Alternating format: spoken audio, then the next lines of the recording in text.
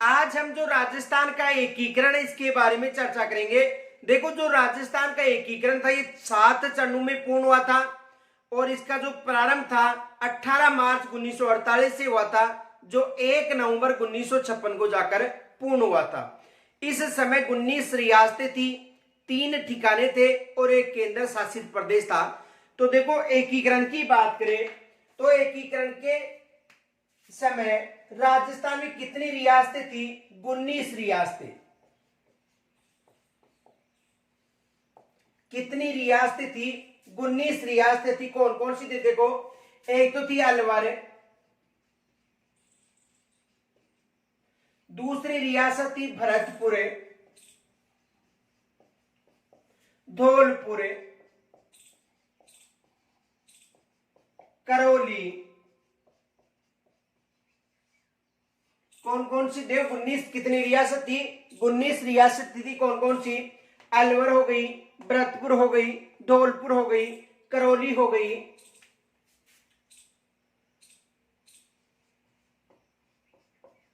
डूंगरपुर थी,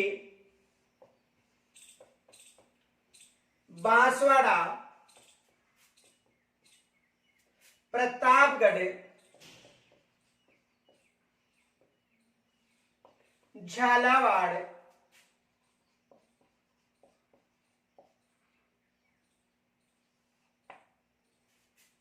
कोटा,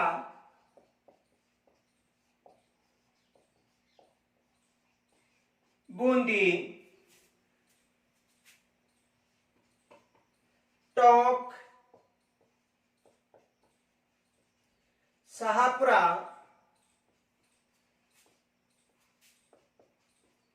किशनगढ़,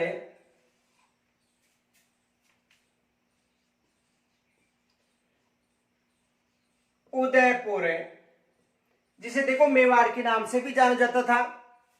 उदयपुर भी मिल सकता है या मेवाड़, जैसलमेर,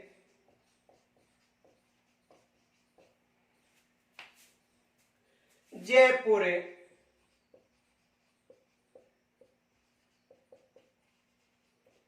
बीकानेर, जोधपुर यानी मारवाड़,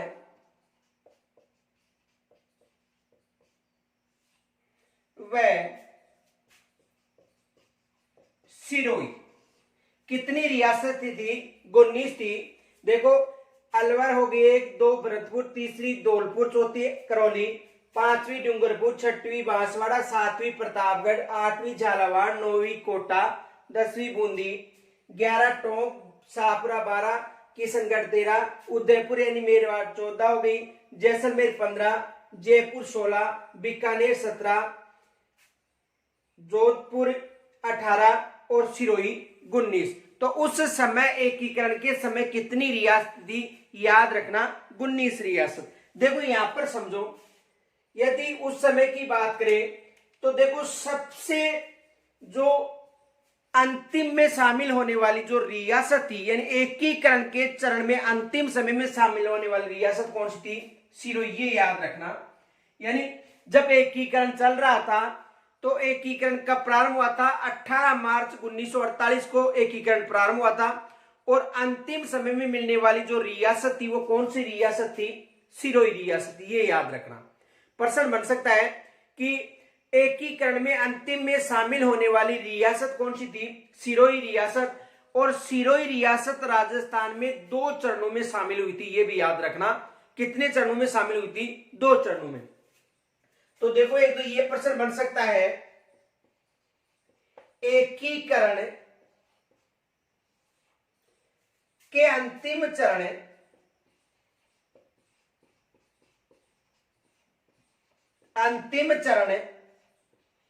में शामिल होने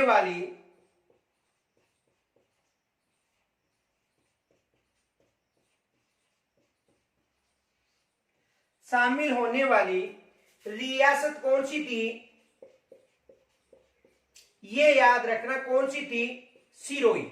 यानी जब एकीकरण प्रारंभ हुआ था तो 18 मार्च को एकीकरण प्रारंभ हुआ था, 1 नवंबर 1956 को राजस्थान का एकीकरण समाप्त हुआ था तो अंतिम समय में मिलने वाली रियासत कौन सी थी? सिरोही, याद रखना। और कितने चरणों में? 2 चरणों में। ये भी याद रखना, एग्जाम में सेकंड ग्रेड में 2010 में प्रश्न ही पूछा जा चुका है कि ऐसी कौन सी रियासत थी जिसका राजस्थान में विलय 2 चरणों में हुआ था? तो कौन सी रियासत थी? सिरोही रियासत, ये याद रखना। अब देखो, यदि जब ये 19 रियासतों का निर्माण किया गया था, किनके द्वारा? अंग्रेजों के द्वारा। तो इनमें से जो 19 रियासत थी उनमें से अंतिम रियासत किसका निर्माण किया गया था? याद रखना, झालावाड़ का। देखो, एकीकरण में शामिल पूछा जाए तो सिरोही बताना है, लेकिन ये जो 19 रियासत हैं इनका निर्माण किनके द्वारा किया गया था? अंग्रेजों के द्वारा किया गया था। तो इन 19 रियासतों में अंतिम में शामिल होने वाली रियासत कौन सी थी? याद रखना, झालावाड़। ये विशेष याद रखना। या नवीनतम रियासत पूछे तो नवीनतम रियासत भी कौन सी बतानी है? झालावाड़। तो देखो, अंग्रेजों द्वारा निर्मित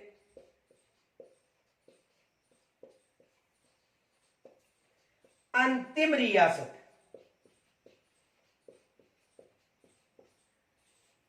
या इसे देखो नवीन रियासत के नाम से भी जाना जा सकता है। नवीन रियासत है।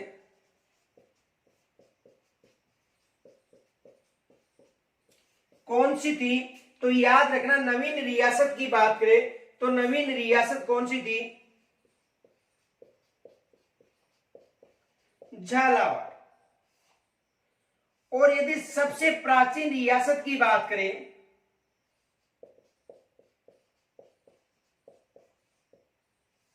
यदि सबसे प्राचीन रियासत की बात करें तो सबसे प्राचीन यानी सबसे पहले अंग्रेजों के द्वारा किस रियासत का निर्माण किया गया था? तो याद रखना, उदयपुर या मेवाड़ रियासत का सबसे पहले निर्माण किया गया था। तो सबसे प्राचीन रियासत कौन सी हो गई? सबसे प्राचीन रियासत, सबसे प्राचीन रियासत कौन सी रियासत हो गई? मेवाड़ या उदयपुर?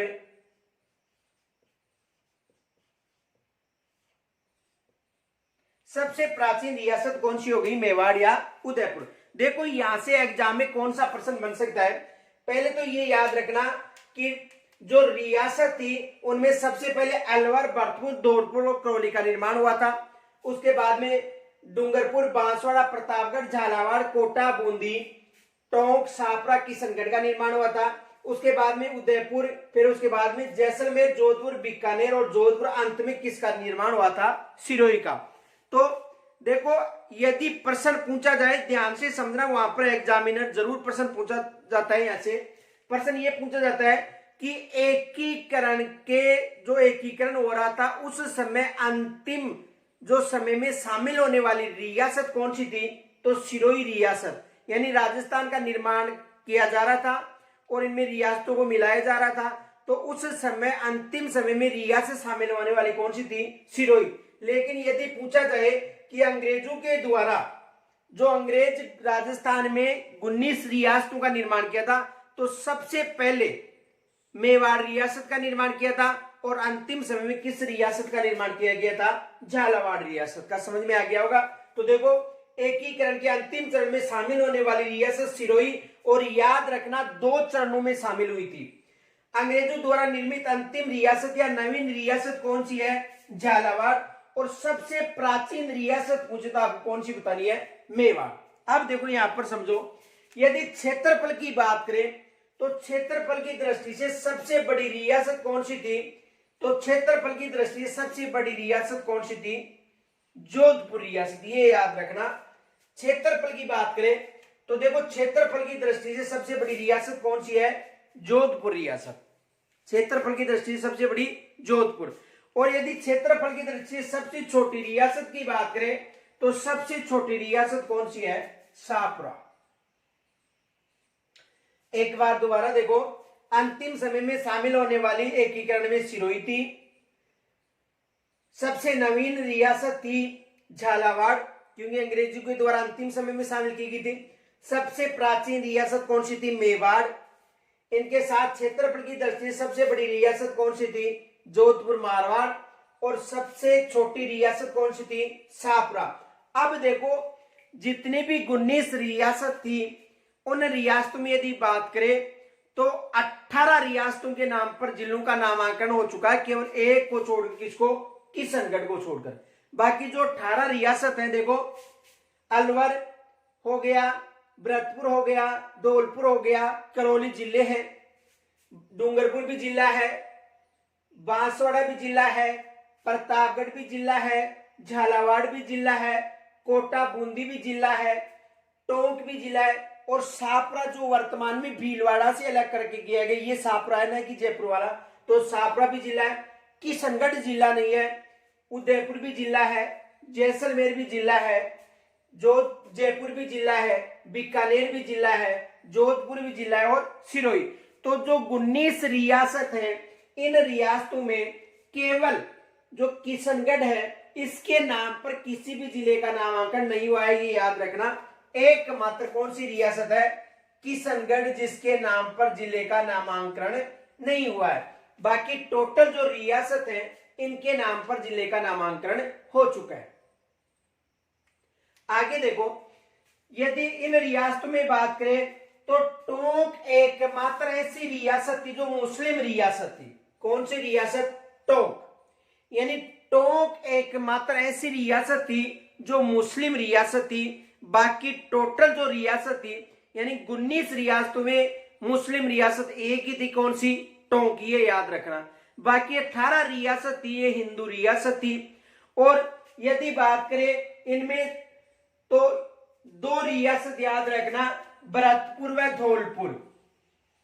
ये दोनों रियासत जाट रियासत थी। बाकी जो शेष 16 रियासत थी, देखो ये मुस्लिम रियासत हो गई और 18 हिंदू रियासत हो गई। इसके साथ 18 हिंदू रियासत में धौलपुर और भरतपुर जाट रियासत थी, बाकी राजपूत रियासत थी। तो यहां से देखो ये प्रश्न बन सकते हैं। आप पहले यहां से स्क्रीनशॉट ले सकते हो। आगे देखो फिर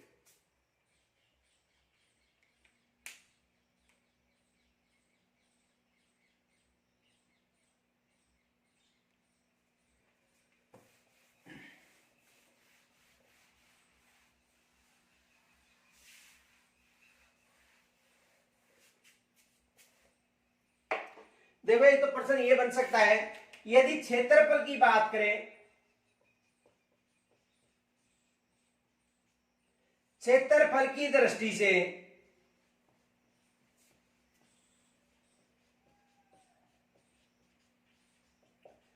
सबसे बड़ी रियासत,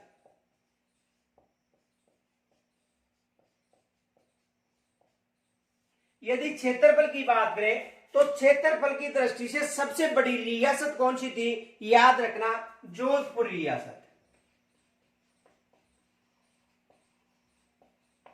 यानी मारवाड़। देखो यदि प्रश्न ये भी पूछा जा सकता है कि वर्तमान में जो क्षेत्रफल की दृष्टि से सबसे बड़ा जिला कौन सा है? जैसलमेर। लेकिन उस समय ये रियासत थी, लेकिन उस समय ये सबसे बड़ी रियासत नहीं थी। देखो एकीकरण के समय सबसे बड़ी रियासत कौन सी थी?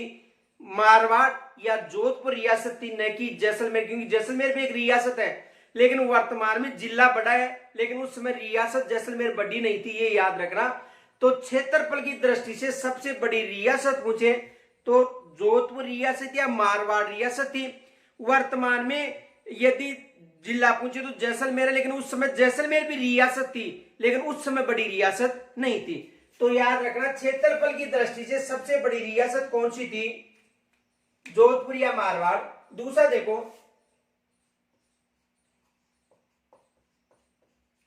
क्षेत्रफल की दृष्टि से सबसे छोटी रियासत।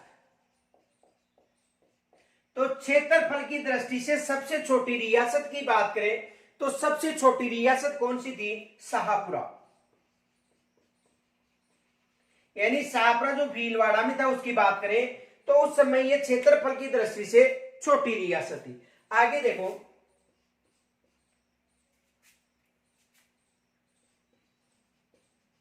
किस रियासत के नाम पर वर्तमान में जिले का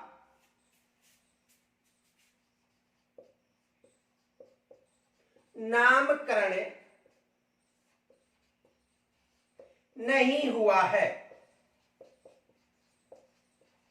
देखो, किस रियासत के नाम पर वर्तमान में जिले का नामकरण नहीं हुआ है, यानी 18 रियासतों के नाम पर जिलों का नामकरण हो चुका है।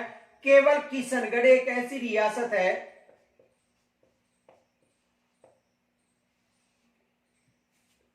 जिसके नाम पर किसी भी जिले, यानी किशनगढ़ के नाम पर जिले का नामकरण नहीं हुआ है। आगे देखो, यदि मुस्लिम रियासत की बात करें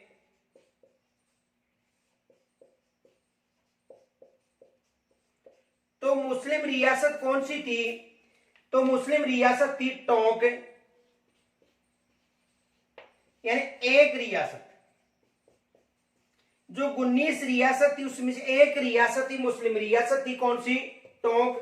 यदि हिंदू रियासतों की बात करें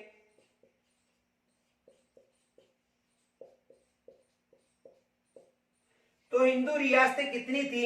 याद रखना, 18 रियासतें। जो टोंक के अलावा जितनी भी रियासतें थी वो कौन सी थी? हिंदू रियासत थी।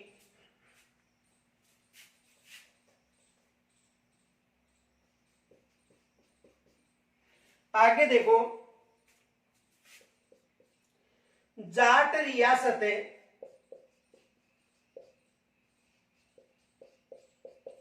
दो थी, कौन कौन सी थी? दो रियासत थी, भरतपुर व धौलपुर।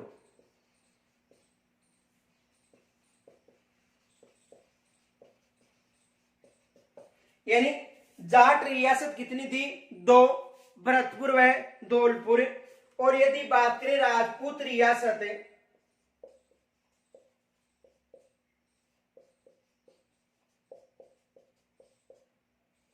तो राजपूत रियासत कितनी थी? 16 रियासतें। जो 16 रियासतें थी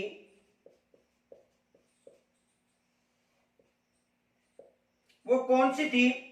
राजपूत। तो देखो, क्षेत्रफल की दृष्टि से सबसे बड़ी मारवाड़ थी, यानी जोधपुर। जैसलमेर मत बताना, जैसलमेर नहीं थी, कौन सी थी? जोधपुर। एक तो ये याद रखना। यानी क्षेत्रफल की दृष्टि से बात करें तो क्षेत्रफल की दृष्टि से सबसे बड़ी रियासत कौन सी थी? तो क्षेत्रफल की दृष्टि से सबसे बड़ी रियासत थी जोधपुर। दूसरा देखो, क्षेत्रफल की दृष्टि से सबसे छोटी रियासत सापरा। किस रियासत के नाम पर वर्तमान जिले का नामांकन नहीं हुआ है? किशनगढ़। बाकी 18 रियासतों के नाम पर जिलों का नामांकन हो चुका है। फिर बात करें मुस्लिम रियासत कौन सी थी? टोंक। एक ही रियासत मुस्लिम रियासत थी। हिंदू रियासत कितनी हो गई? 18, यानी 18 और 1 19 हो गई। अब देखो, जो 18 हिंदू रियासत थी उसमें दो जाट रियासत थी और 16 जो रियासत थी वो कौन सी थी? राजपूत रियासत थी। यहां से प्रश्न बन सकते हैं, आप स्क्रीनशॉट ले सकते हो।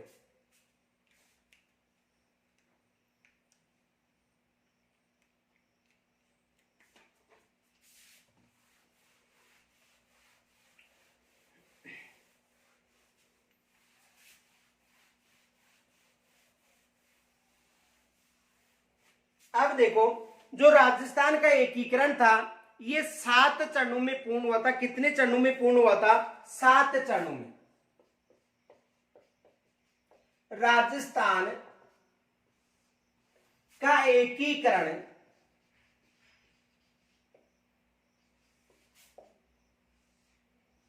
7 चरणों में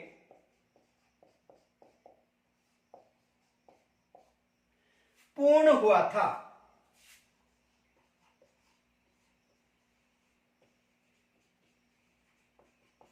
राजस्थान का एकीकरण कितने चरणों में पूर्ण हुआ था? 7 चरणों में पूर्ण हुआ था। और यदि समय पूछे तो 8 वर्ष 7 माह और 14 दिन का समय लगा था, जिसमें 8 वर्ष 7 माह और 14 दिन का समय लगा था।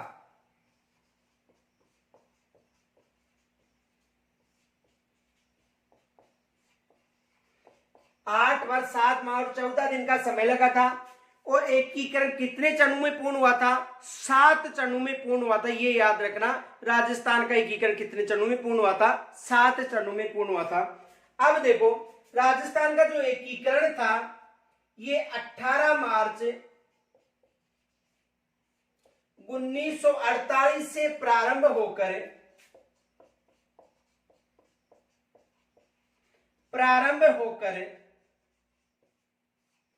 1 नवंबर 1956 तक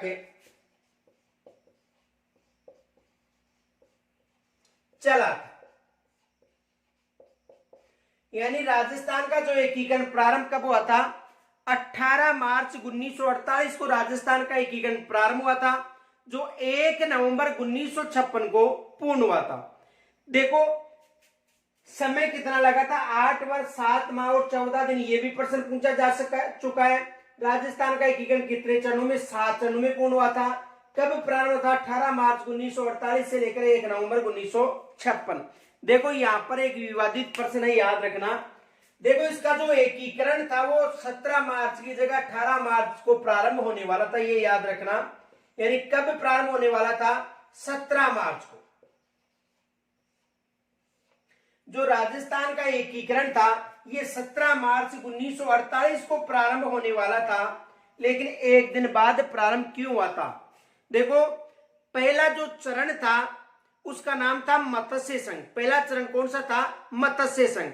और मत्स्य संघ में 2 जाट रियासत थी। देखो यानी 17 मार्च 1948 को एकीकरण प्रारंभ होने वाला था। कारण देखो, यानी उस समय एक संघ था, कौन सा था? मत्स्य संघ। यानी 17 मार्च 1948 को मत्स्य संघ का उद्घाटन होने वाला था। इसमें देखो 4 रियासत थी, याद रखना। कौन कौन सी रियासत थी? एक थी अलवर, एक थी भरतपुर, धौलपुर, देखो अलवर हो गई, भरतपुर हो गई, धौलपुर, और एक थी करौली। कितनी रियासत हो गई? 4 रियासत थी उस समय, करौली, अलवर, भरतपुर और धौलपुर। देखो इन 4 रियासतों में से ये जो 2 रियासत थी, कौन सी रियासत? याद रखना, भरतपुर व धौलपुर रियासत, ये जाट रियासत थी। देखो 17 मार्च 1948 को मत्स्य संघ का उद्घाटन होने वाला था। 4 रियासतें थी, करौली, अलवर, भरतपुर और धौलपुर। इनमें से भरतपुर और धौलपुर जो रियासत थी ये जाट रियासत थी। देखो भरतपुर का जो शासक था उसका भाई था मान सिंह। यानी भरतपुर के शासक का भाई कौन था? मान सिंह। तो मान सिंह ने इस एकीकरण का विरोध किया, इस एकीकरण को जाट विरोधी बताया। इस कारण मार्च की जगह जो 18 मार्च थी वहां पर उद्घाटन प्रारंभ हुआ था। याद रखना, यदि एकीकरण की बात करें तो उसका उद्घाटन 17 मार्च को होने वाला था, लेकिन जो भरतपुर के शासक का भाई जो मान सिंह था, किसान नेता देशराज था, दोनों ने इसे जाट विरोधी बताया। और जाट विरोधी बताने के बाद में विद्रोह किया। उसके बाद में विद्रोह अधिक फैलने के कारण उस विद्रोह को शांत करने के लिए यहां से एक प्रतिनिधि यानी जाट प्रतिनिधि को शामिल किया गया। उसके बाद 18 मार्च 1948 को राजस्थान का एकीकरण प्रारंभ किया गया था, जो 1 नवंबर 1956 तक चला था। तो यदि एकीकरण की बात करें तो कब प्रारंभ हुआ था? याद रखना, 18 मार्च 1948 को राजस्थान का एकीकरण प्रारंभ हुआ था, जो 1 नवंबर 1956 तक चला था। आप यहां तक स्क्रीनशॉट ले सकते हो। ठिकाने थे, कौन कौन से थे? देखो एक था निमराना, कहां पर था? अलवर में। दूसरा था लावा और तीसरा था कुशलगढ़। तो एकीकरण के समय कितने ठिकाने थे? 3 ठिकाने थे। कौन कौन सा? निमराना, लावा व कुशलगढ़। और यदि केंद्र शासित प्रदेश की बात करें तो एक केंद्र शासित प्रदेश था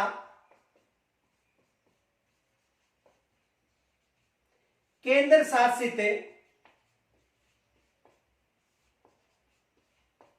प्रदेश। केंद्र शासित प्रदेश कौन सा था? अजमेर मेरवाड़ा,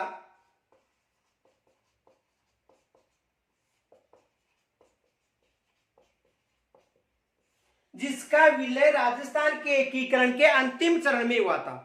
यानी जो केंद्र शासित प्रदेश था अजमेर मेरवाड़ा, तो इसका जो विलय था ये एकीकरण के अंतिम चरण में हुआ था, ये याद रखना। तो 3 ठिकाने थे, निमराना, लावा और कुशलगढ़। और एक केंद्र शासित प्रदेश था कौन सा? अजमेर मेरवाड़ा, जिसका विलय था एकीकरण के अंतिम चरण में हुआ था, ये याद रखना। प्रश्न आ सकता है, देखो क्वेश्चन बन सकता है, राजस्थान के एकीकरण के अंतिम समय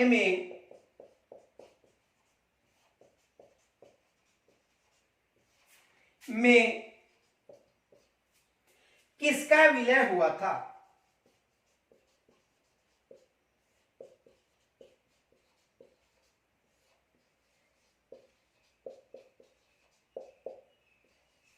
तो देखो यदि रियासत पूछे तो रियासत तो कौन सी बतानी है आपको? सिरोही रियासत बतानी है।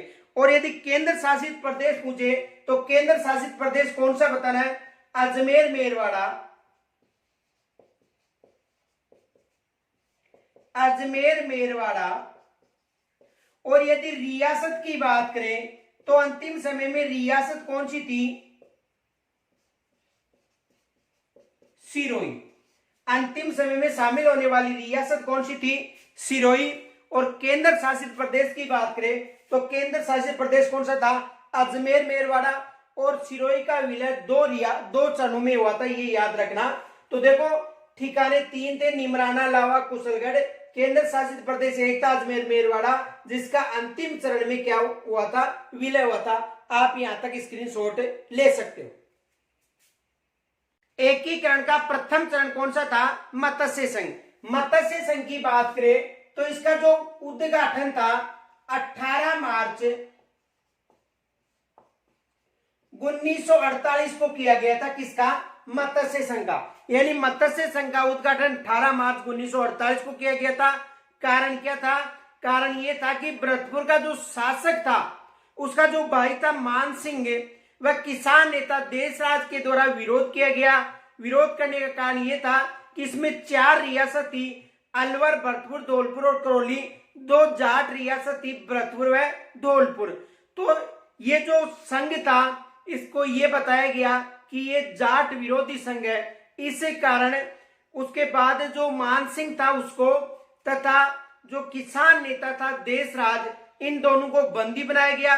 बंदी बनाने के बाद में विद्रोह हुआ और विद्रोह होने के बाद में उस विद्रोह को शांत करने के लिए एक प्रतिनिधि को शामिल किया गया और 17 मार्च की जगह 18 मार्च को जो राजस्थान का एकीकरण था उसका प्रारंभ किया गया था। इस समय देखो रियासत की बात करें तो रियासत 4 थी, अलवर, भरतपुर,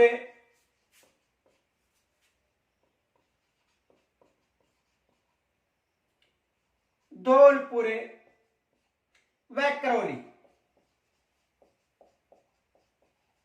कितनी रियासत थी? याद रखना 4 रियासत थी, अलवर, भरतपुर, धौलपुर व करौली। देखो यदि राजधानी की बात करें तो राजधानी किसे बनाया गया था? अलवर को। राजधानी कौन सी थी? अलवर। 18 मार्च 1948 याद रखना। रियासत थी अलवर, भरतपुर, धौलपुर और करौली, ये क्या थी? रियासतें थी। और यदि राजधानी की बात करें तो राजधानी कौन सी थी? अलवर। यानी ये 4 क्या थी? रियासतें। देखो जो एकीकरण था इसका नाम मत्स्य संघ किसके द्वारा रखा गया था? यह भी प्रश्न बन सकता है। यानी संघ का नामकरण, संघ का नामकरण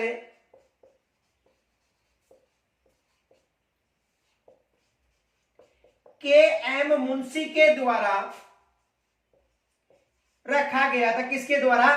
के एम मुंशी यानी कन्हैया लाल माणिक्य लाल मुंशी के द्वारा, जो प्रारूप समिति का सदस्य था। ये भी याद रखना, ये प्रारूप समिति का सदस्य भी था और एकमात्र प्रारूप समिति में कांग्रेस से शामिल होने वाला सदस्य था। तो मत्स्य संघ का नामकरण किसके द्वारा किया गया था? के एम मुंशी के द्वारा किया गया था, जो प्रारूप समिति का सदस्य भी था। ये याद रखना। तो के एम मुंशी के द्वारा नामकरण। इस संघ की योजना कहां पर बनाई गई थी? यदि योजना की बात करें तो योजना भरतपुर दुर्ग में, जिसे लोहागढ़ दुर्ग के नाम से भी जाना जाता है। यानी जो मिट्टी से निर्मित दुर्ग है, इसे मिट्टी का दुर्ग भी कहा जाता है, लोहागढ़ दुर्ग भी कहा जाता है। यानी जो भरतपुर दुर्ग है उसको लोहागढ़ दुर्ग लॉर्ड लेक ने कहा था, क्योंकि लॉर्ड लेक ने इस दुर्ग पर आक्रमण किया था। सफलता न मिलने पर इसे एक लोहागढ़ का नाम दिया था। ये मिट्टी से निर्मित दुर्ग भी है। तो देखो, अलवर, भरतपुर, धौलपुर, करौली रियासत थी। 18 मार्च 1948 को इसका शुभारंभ हुआ था। राजधानी थी अलवर। संघ का नामकरण किन्होंने किया था? के एम मुंशी ने। योजना कहां पर बनाई गई थी? भरतपुर दुर्ग में। इसमें जो प्रथम चरण था, इसमें केवल एक ही ठिकाना था। कौन सा था? निमराना।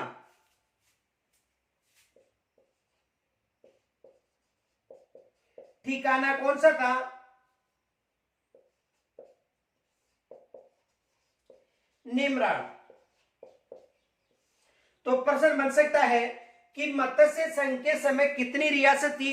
4 रियासत। और ठिकाना कौन सा था? ठिकाना निमराना, जो कहां पर था? अलवर में। आगे देखो, यदि राज प्रमुख की बात करें तो राज प्रमुख था उदयभान सिंह।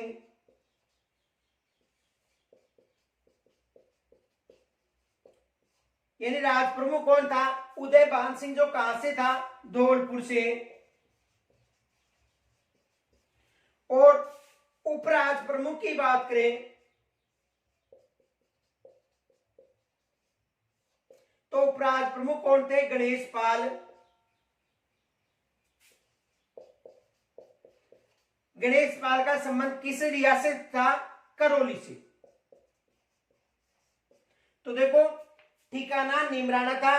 राज प्रमुख कौन था? उदयभान सिंह, जो कहां से थे? धौलपुर से। उपराज प्रमुख कौन थे? गणेश पाल, जो कहां से थे? करौली से। तो देखो, एकीकरण कब प्रारंभ होता? 18 मार्च 1948 को। रियासत थी अलवर, भरतपुर, धौलपुर, करौली। राजधानी थी अलवर। संघ का नामकरण के मुंशी सिंह के द्वारा किया गया था। योजना भरतपुर दुर्ग में बनाई गई थी। ठिकाना कौन सा था? निमराना। राज प्रमुख कौन था? उदयभान सिंह जी, जो धौलपुर से थे। और उपराज प्रमुख कौन थे? गणेश पाल, जो कहां से थे? करौली रियासत से। आप यहां तक स्क्रीनशॉट ले सकते हो।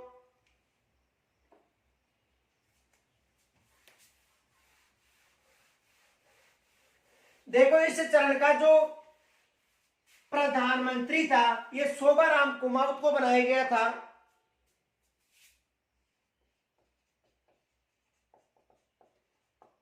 प्रधानमंत्री किसे बनाया गया था?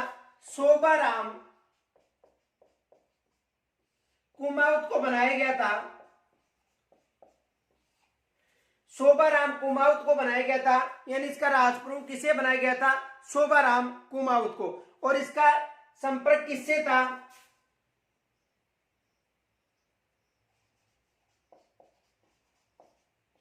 अलवर से। यानी राजप्रमुख किसे बनाया गया था? शोभाराम कुमावत को।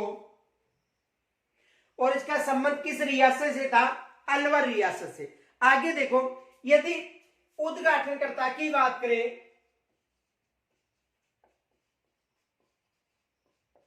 तो देखो, उद्घाटनकर्ता कौन थे? एन.वी. गॉडगिल।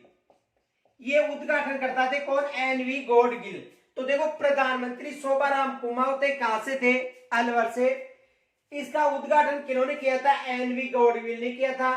देखो, जो मत्स्य संघ था, इसका क्षेत्रफल की बात करें तो क्षेत्रफल था 12,000 वर्ग किलोमीटर। मत्स्य संघ का क्षेत्रफल कितना था? 12,000 वर्ग किलोमीटर। यदि जनसंख्या की बात करें तो जनसंख्या थी 18.38 लाख, और यदि वार्षिक आय की बात करें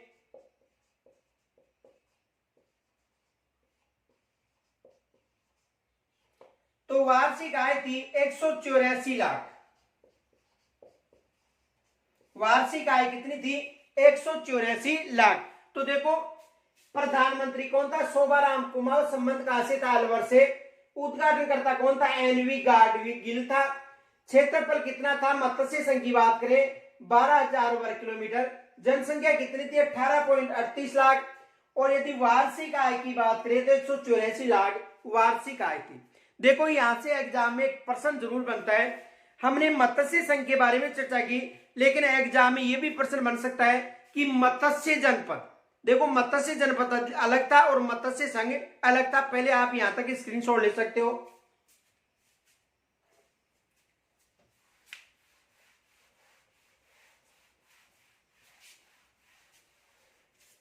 देखो ये विशेष याद रखना, यदि मत्स्य संघ की बात करें तो देखो मत्स्य संघ में था अलवर, भरतपुर, धौलपुर और करौली। मत्स्य संघ में कौन कौन सी रियासत थी? अलवर, भरतपुर, धौलपुर और करौली, ये मत्स्य संघ में थी। राजधानी कौन सी थी? राजधानी थी अलवर। लेकिन याद रखना ये मत्स्य संघ की बात करें, यदि मत्स्य जनपद की बात करें तो मत्स्य जनपद में भरतपुर, अलवर व जयपुर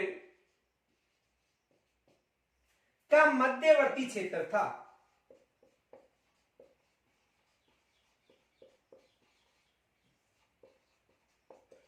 और इसकी जो राजधानी थी वो बैराट, वर्तमान में विराटनगर है।